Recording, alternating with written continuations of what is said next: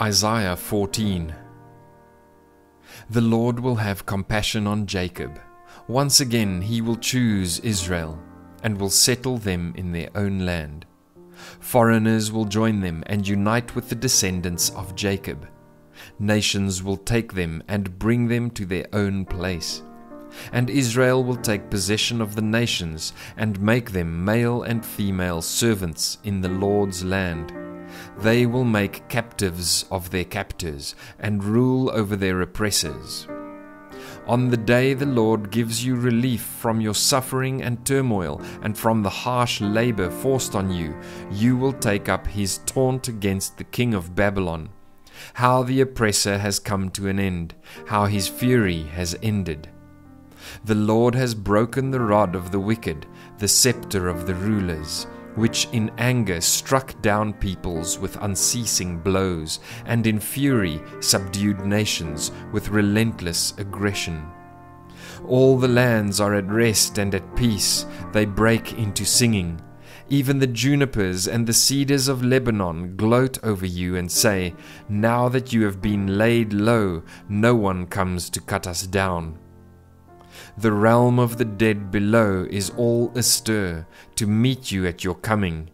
It rouses the spirits of the departed to greet you, all those who were leaders in the world.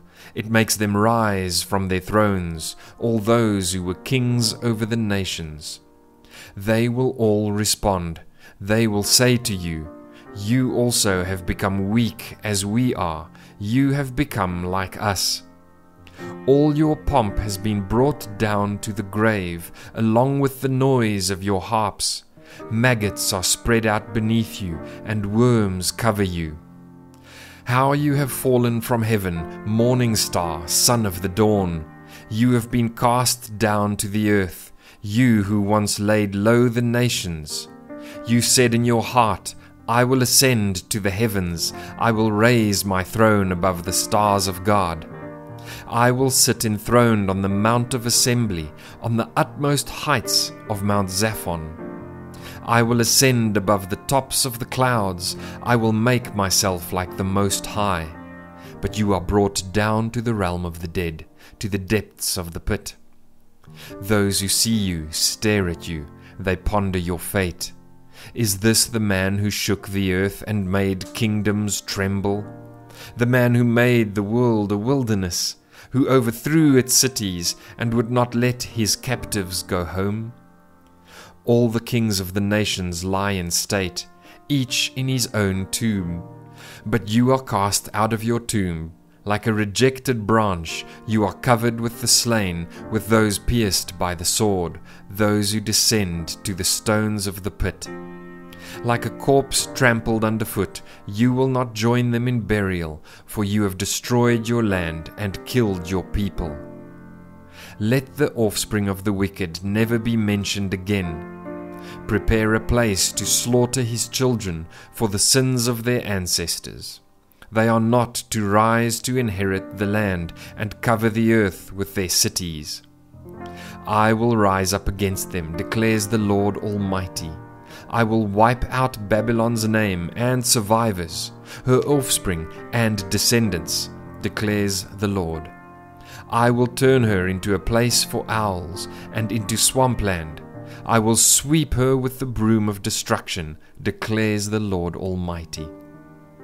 The Lord Almighty has sworn, "Surely as I have planned, so it will be, and as I have purposed, so it will happen. I will crush the Assyrian in my land. On my mountains I will trample him down. His yoke will be taken from my people, and his burden removed from their shoulders. This is the plan determined for the whole world. This is the hand stretched out over all nations. For the Lord Almighty has purposed, and who can thwart him? His hand is stretched out, and who can turn it back?" This prophecy came in the year King Ahaz died. Do not rejoice, all you Philistines, that the rod that struck you is broken. From the root of that snake will spring up a viper. Its fruit will be a darting, venomous serpent. The poorest of the poor will find pasture, and the needy will lie down in safety. But your root I will destroy by famine. It will slay your survivors. Wail, you gate, howl, you city. Melt away, all you Philistines. A cloud of smoke comes from the north, and there is not a straggler in its ranks. What answer shall be given to the envoys of that nation? The Lord has established Zion, and in her his afflicted people will find refuge.